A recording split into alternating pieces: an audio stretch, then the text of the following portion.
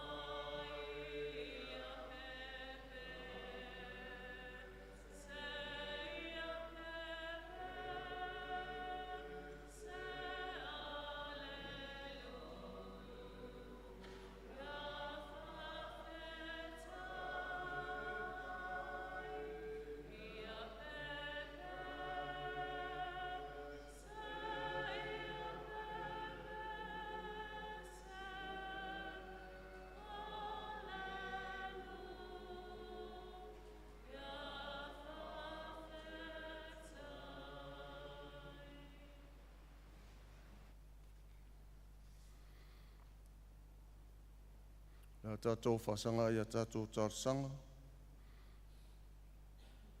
E wala awa tūle ngā whaaloano in sui fui stoa tolu. Nā tau te molia a tātou tārsanga. Mā o le manunau tīla nei po au ia tu saima tātou tārsanga nei tai au. O mana tu au tūo le au leo nei aso. Ke viso o le a lefa ma le o meka. Ke viso o le a lefa ma le o meka. O le talo whaaftai, tātou whaaftai le atua, ona o ia o le amatanga ma le ngataanga o mea lei uma, o tātou mawai manuia.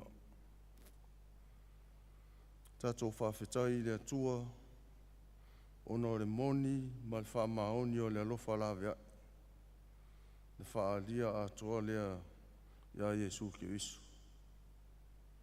O le amatanga ma le ngataanga o le ola, whaavau mo sos tangata whaatoatua. Tātou whaato esenga, whaato ese i le atua, ona le whaapong sa inga pea o tātou, i loa o Yesu ke visu.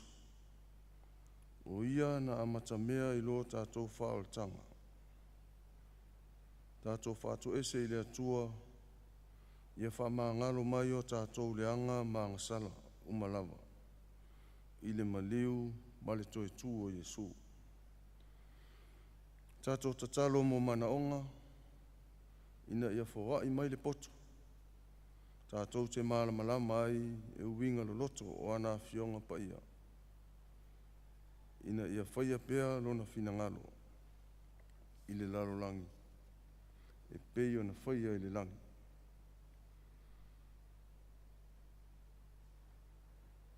Ia wha tūna wina, wha tū mawina pea, ona vea I tātou maso, moni o Yesu. O aula pena o tātou tāsanga, tātou ifo, matatalo I le atua.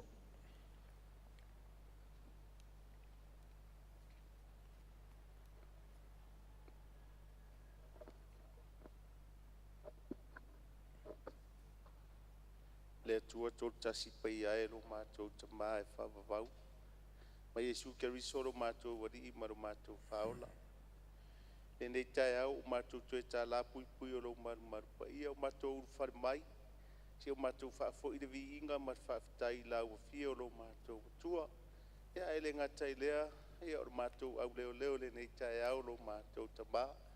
Mātou whaafitai umanuia le nei e kālesia atoa. A mata mai lawai. Lau au auna ma le wharetua, ma le nofo I alo lo mātou. Ta maa ele ngatai lea, le loa loa le nei e kāle sia I ta maa, ma tina mātutua lo mātou. O mapu mai lau whi au ma lau ngā luenga lo mātou. Ta maa sa whita I tunga I airi soifua ma le ola lo mātou tua. Pa maa lo whaftai lo wanga le lei lo mātou ta maa. Whaftai o manuia foi le nei e kāle sia I ona mata whale taitasi. Ia ele ngatai lea o mga vai ese le nei e kālesia lo mātou tama. Vi ia lo alofa ma lo wanga le lei lo mātou. Tua wa tari tonu au mātou tangata. E uia ina mātou pi o pā le tātou mawhitanga lo mātou tua I le aso ma le aso. Ia awa e le tau I mai lava I le anga lo mātou tua. Ma lo whaftai lo alofa ma lo wanga le lei lo mātou tama. Mātou whaftai lo mātou tama o a mātou tū mato e te pafoi nene. Nā vai aso o mbou mari atu whi au mga luenga. Tangata malana sa whaatino lo mātou tua. Ia wha mā lo whaftai lo wanga le lei lo mātou tama. Mātou whaftai a wawa. Pai wina foi. A o onga suenga nisi o whanau lo mātou tua. Ia lava oe lo mātou tama.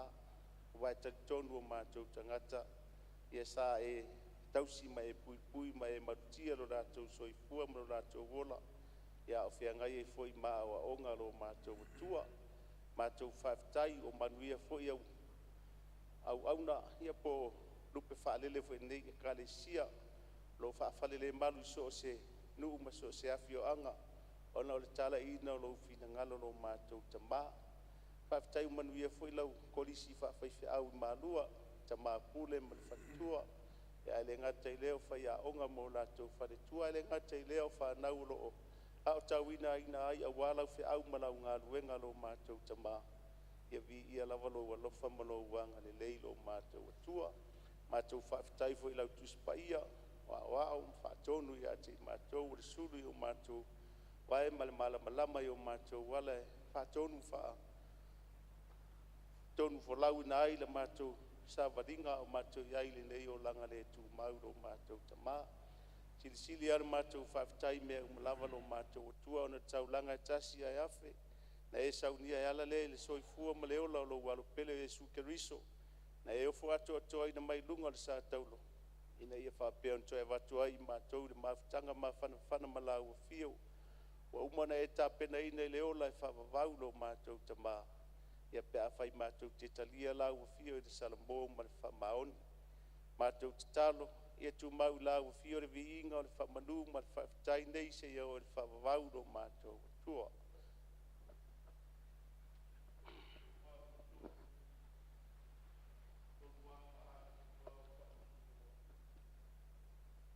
whakārea lo mātou tua.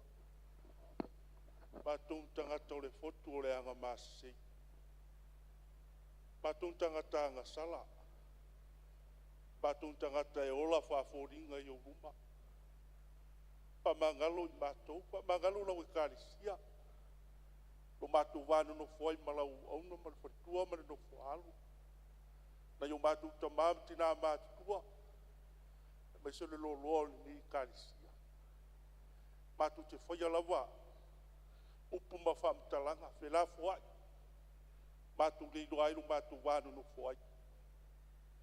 Le tua whamangalo i mātou. Whamangalo le mātou o nanga i tonu o lau kārisia. Wawale ato toa mea mātou te whai. O whātum tumulima le mātou o nanga i nāgu fio. O mātou le tari atu i lau alofa mai. Ta mai alofa te whamangalo i mātou. Whamangalo te tai o lau kālesia. Le lau a whono. Se foi o tamao le kālesia. Mātou tangata lotu. Wawa mātou le whaia lava lo fina ngalo. Mātou le si tai lo whetalai mai. Wa ese o mātou wala i lumo la fio lo mātou tama. Lo whete whamangalo. Whamangalo te tai o le nia tunu. Pea whai wa le tonu ma ato tole la tu o nanga. Pea whai wa whaina le soifu o tangata lau tele le la tu tautua ma le la tu whatinonga. Ia lo whete whamangalo lo mātou tama. Whamangalo lo mātou ese mai lau fio le tero tai. Mātou whaangalo lau fio le tero aso. O mātou tau lava lo suafa pa ia. Awa mātou wā mionga. O le tusa lea ma lo fina ngalo lo mātou tama. Ia lo whaite whabā ngalo i mātou le tele ma le anu noa i o mātou se se mā leo. Anga sala o mātou whaia ma le mautinoa. Anga sala foi mātou whaia ma le leilo wa e sila fia mai rangi. Mātou te watu ma le loto wha maulalo. Awe ia le toto pa ia o Yesu te viso. Wha ma wha mangaro nai o mātou tangata le ato toa. To e watu ai mātou le mafutanga malau o fio peno iai le amatanga. Le tua o au mai pelo fina ngalo ia i mātou. E o mātou i loa na salamo ma le whamau i nāgo fio. O le mātou whātou i senga lea. E la tu lava suafa Yesu lo mātou li i ma lo mātou paola.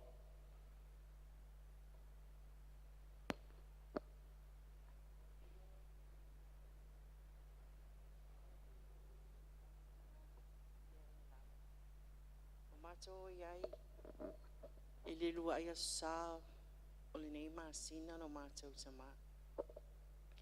Mātou tai tonu ai o lau fio lava. O le amatanga ma ngā taanga o me lei umalawa. Peita iane le li ie. Mātou te le manatua lava. Lea mātou whaamau lalo ai luma o lau fio. Peita iane le li ie lo mātou tama. Nei tu la.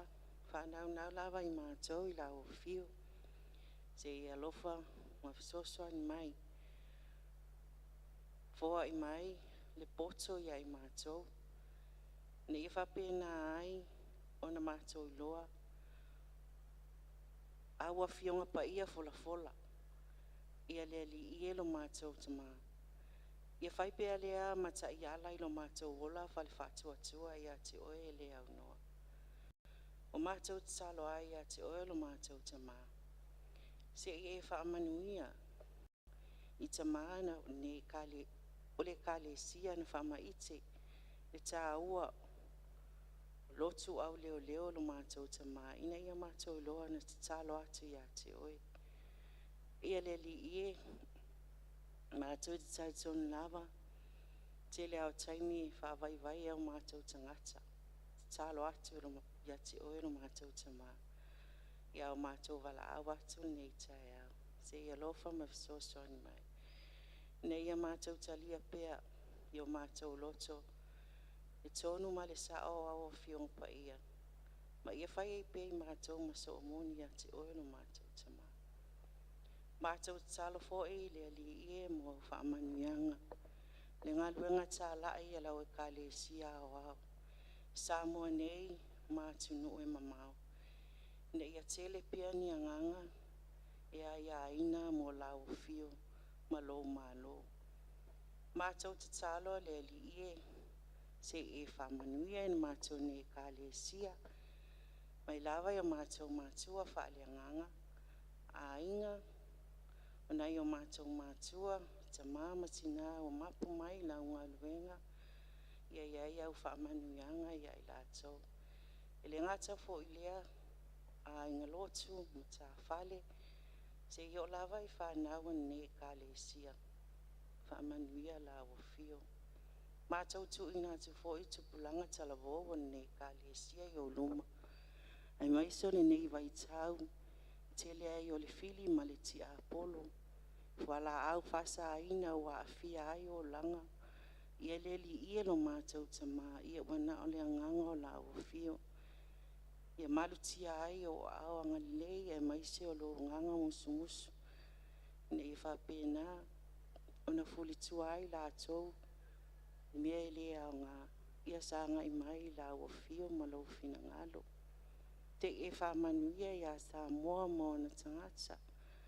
Ia e maise o luna sio si o manga. E maise o so si tiute ma so se wala awina wa tutofia i mātou. La tau fōi wa vea ma taitai whai o malo o taitai o ainga manu. E maise fōi o lau kālesia se i whamanuia ia i la tau. Ia leli ielo mātou tamā.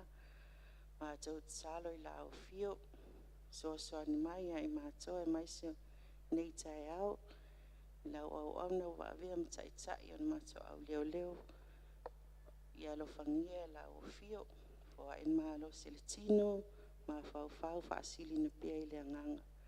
Mātou whaalongo fo i pole alo whetalai mai ala ia ua fiongo paia, ia tsala pia la mātou whaalongo, ina ia mātou maua pea manatu manangona lei tapasai na ai lo mātou ola whātua ia te oe. Ia onisi ia o mātou te talo tamā, whātasi ai ma te talo lilo i loto tangata lava ia, whaia pea ia i lo fina ngalo, ia awa malo mātou whātau anau. Ono o Yesu, wala tuaila mātou te talo.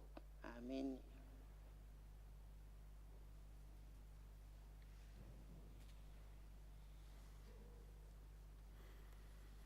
E le titi renga ngā whaftai, lo tō malu sa pena ina tato tā sanga, ma lo sa uni ma lo le tā pena, san whamanu ia tele le atua. O le whaitau ina le tuspa ia, ua maua mai lea e whianga fau, tusia whaalinga, mua, a matar whaitau le, upo e whangata mai le waru.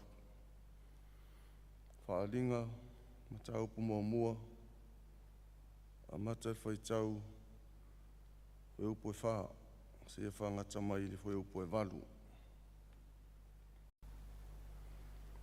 Whafonga maia, o nisi o whionga pa ia lo tātou ari. O Ioane, ia kāle sia fitu o ia sia. Ia te o tōu lea lo whatu noa manuia, mai ia te ia o lo soifua. Le soifua foi, o le awhia mai. Mai anganga foi e tō fitu, i luma o lo nano whaari. Mai a Yesu ki viso foi, o le mo le mau wha maoni. O le urumatua o e uots, ma le pule i tupu o le lololangi. O le ua alofa mai ia te tātou, na ia la vea i mai fo ia te tātou, ia tātou ang sala i lona lava totu. Na ia whaia fo i tātou manu whaatupu, o staulanga i lona atua ma lona tamā, ia te ia levi inga, ma le pule whavau lau. Whauta, kolo a fio mai o ia, mai le ao e iloa atu foi o ia i mata o tangata atoa ma e na tuia o ia e tau whaitang tui foi i tu a inga o le larolangi ona o ia e moni wau o le alefa ma le omeka o whetalai mai ai le atua o lo soifua foi o le afio mai o ona le malosi o malava sana whamanuia mai le atua ala le tatou whaitau whaalongolongo i lana afionga pa ia mai atu mau o tupea te ialo na lava vi inga ne ise i o le whaavau lava.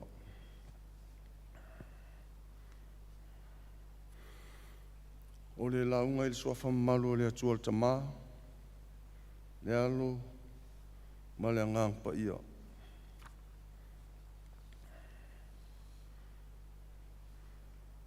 O le a maual matua i le tusi sa whaitauina, pe ona au iai nei tae au, tu sai mai whasinonga tusi lau leo. Wau le alefa ma le omeka. O whetalai mai ai le atua. O lo soifua foi. Le a fio mai, e ona le malosi ungalava. O le tusi mulimuli nei a Ioane, a sila i ai le taimi o le malosi o le popofou mai o le afio mai o Keriso. O le suafa lava leo lo taula ambua mai foi, i le asaina mainga o le afio mai o Keriso. Pe ona mori mau i ai le Isaia. O lo i ai le tangata o lo mua atu. I le taimi na whaalau le lei le ala o Keriso. Whaapea le moto tangata ai o le tangata le sa whaatalitali ai. Mana ia le tali ai o ane tali ai. Le o lai muli mai le tangata tonu e ona le matawhai o i lea. Ao o le a le fwua o ina tau alunga le tuspa ia. A le lava o tau alunga lava i lea so. Po linga mai o Ioane lava na filifilia i le atua le amatanga. O Ioane fo ina te toi tau alunga ina ananga luenga. Ele i whaingofie le tau mwhainga le tala le leiki. Tele whainga tā malu i tau o le soifuanga sawhea ngai ma le au auna. Ao whalpui ina le apostolo Ioane i le moto o pātamu. Na whaalia i Jesu ia te ia se whaasolonga o waainga. Po o ata e se fuluma le ono e whaatatau i le lumana. O nei waainga na whaalia ai le au wala o le a whapai aina ai le suwafa o Iova. Leo mai o lona malo. Ma le whaia o le finangalo, o lona finangalo i le lalolangi. E pei o na whaia le langi. Se wainga mua i se tasi aso, wa ai e Ioane, wa fio mai Iova i lona nofo ari ima malu i le langi. O lo si o mie toe ina to a luas fulmal fa. O lo ofu papai. Ma ua yo la to ulu pale aulu. O sau mai le no fuari. O wila ma emo ma faitili. O ifo atu to ina luas fulmal fa ya Yehova. Tapua yatu ya teia. Se tasi va ainga Wa ai e Ioane, se moto tangata e toa tele, mai lea tunu i tu a inga. Manga ngana uma, o lo tāpua ia Iova.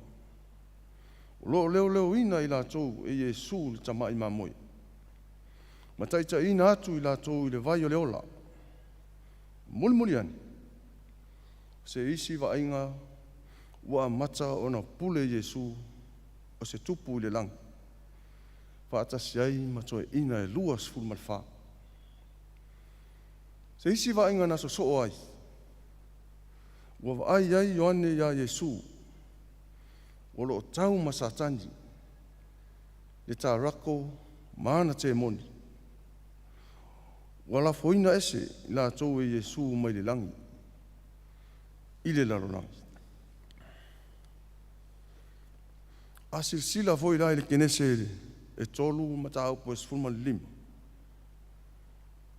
Leo o lo sau oile. De foi upu le whapea mai.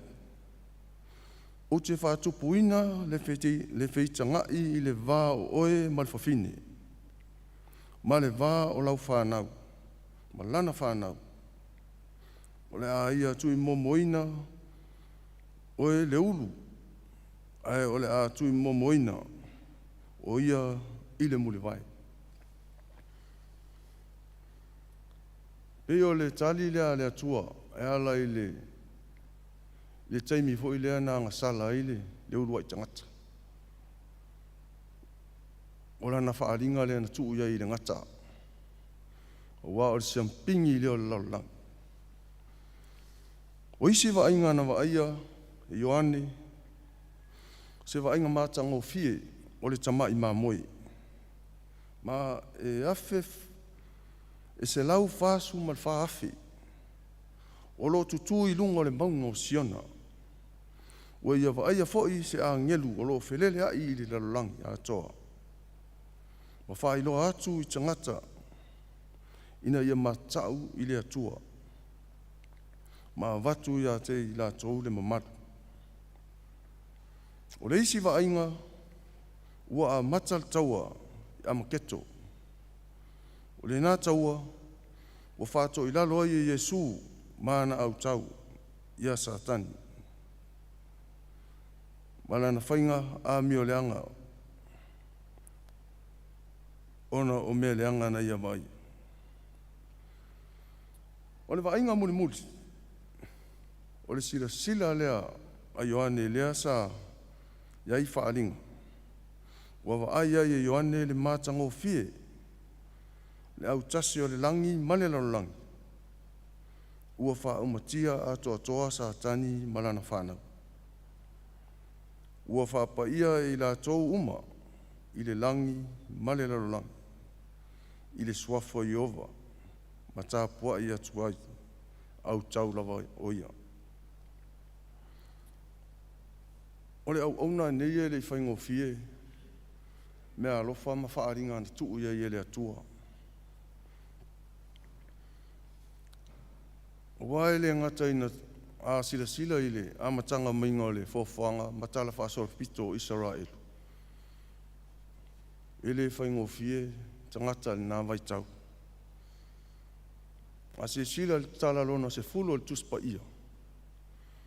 O le mea mombua lawa na taia i le atua tangata leanga o le lolo. Le lolo le sa matua i. O lo palaina i tangata ami o le anga. Ma tangata o la wha maua lunga. A se sila voila le tala lona sifurma le lima. O le tuspa ia. Ia e le tuma maina. A pero amo lota lea sa musa sa e so tomam tomul. A sila voila le tala tolu sifurma le tolu o tuspa ia. Ma nino le leile la vea i le atua o lona nu. I kau iota ai kupito, lea sa whaata whea i le sami ula ula. Ia maisi lava mau mala i tuatu, i lumba mai. A tono toftofonga ia, na sa ilia i le atua le tangata soifua. Ai pitai, e le imwhai lava. O le nā tura lava leo le tangata. Na whaia e le ri. E iai lava le taimi e whaare tonu ai. A tonu e whio lolo nei tangata. Po le. O le tele o le pasene o le tangata. A toa le se lau pasene. o le ami o le li. Salo pena se lima, i le lalolangi nei. A le isi, iwa sfulu 5%. Fa pena la. Le anga o le lalolangi ina fua mai e le atua. E iai lava lu i tau ma whainga tau le soifua. E fa pena se a vea. Peona au mai e le au leo li nei tai au. O loo wha manatu mai le soifua tautua, ma le soifua au auna. E mai se loo la wha atua tua o tangata. E manui ai le whi au mani ngalue ngā leri. A se wha manatu fo ina mo tātou le au leo ni tai au. Le anga o walo anga ia, na walo ia mai e perfeta, mai le whianga inga tuai. Lea lava la ua wha nu. Sila i le lalolangi ua iai nei. Lea lava ua tātou wa aia fōlinga. Ai o le fina ngalopa ia lava ia o le atua ma tangata soifua wha tua. E pei lava le ise me o tupu. E le ngā ia, e le vevesi vale, e le tai lava tupu loni wha lave a matalona minoi. Tangata lava ia e mau le wha tua. Sila i le atua ma ngā ruenga. E le tai lava mālue lue. Tu mau lava le soifua, ma le ola wha tua. I le whi au ma ngā ruenga. E kāre si ai, vai te leuta, wha mālore ngā lue. Tauta ia e fo e nei vai tau le tausanga. O le foi wa afa le nei tausanga. Tātou sa vali fo i rui tau o nei o langa. Ai mai se fo i mea o lo whaasasanga mai.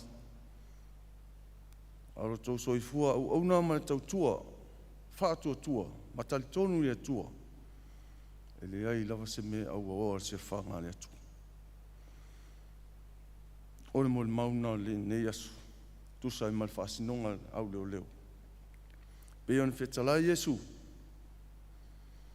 Wau nei o le alefa ma le omeka. Ona winga. O le ngata anga lava leo me uma. O Jesu ki viso lava. Le pule ma le tupu. O ia lava lea e ao iai me uma. Ono Jesu. Amen. O le atato vi atu le vi inga e valu sifuruma le lua.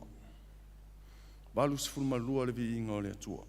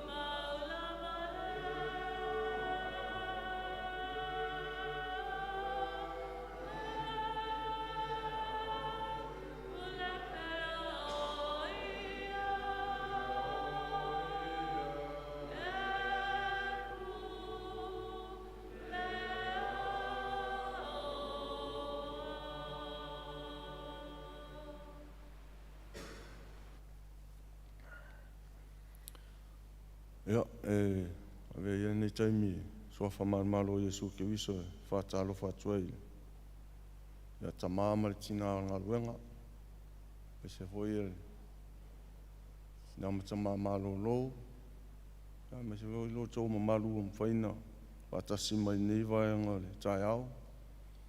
Ia malo lava le soifua maua, malo foi langi ma, malo le whamalos. Sana whamanu ia tele le atua. I titi le nganga whawhitai mato awa, ia i la tōna.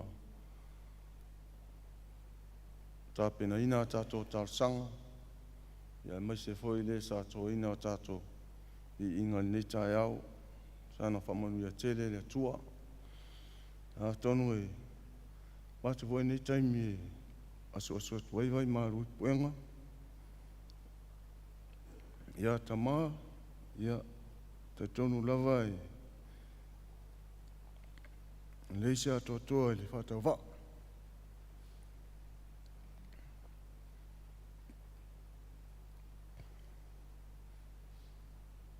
Wha mangaro mai, lo vai vai. Teimi posola, ia na wala au tama, ia au pa u ia te au, na longo mai tama. Wha mangaro mai. Ia tarsi ia pe a mangaro wengo ni yasu. Ia lo tala lei, ia wār wha moe manu lau ti, o lea sopa ia o lea ri. O lea tātou wha iu le talo.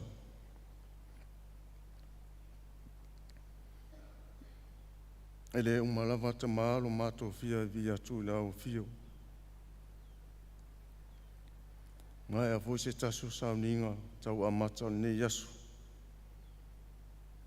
Lea fo se vai sa tau mwhai ei whātau waa ne yasu. O le nei tai au fōu. Ia mātou la fo atu i lau fio.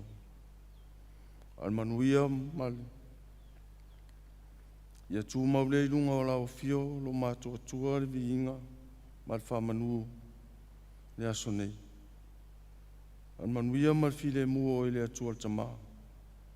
Le lofa sisi li ese o Iesu ke wiso lo mātua li ma lo mātua whaola tōtas. I le maafutanga, maafana ma lau fio nganga pai ai. Nei se o le whaavau lava. Amen.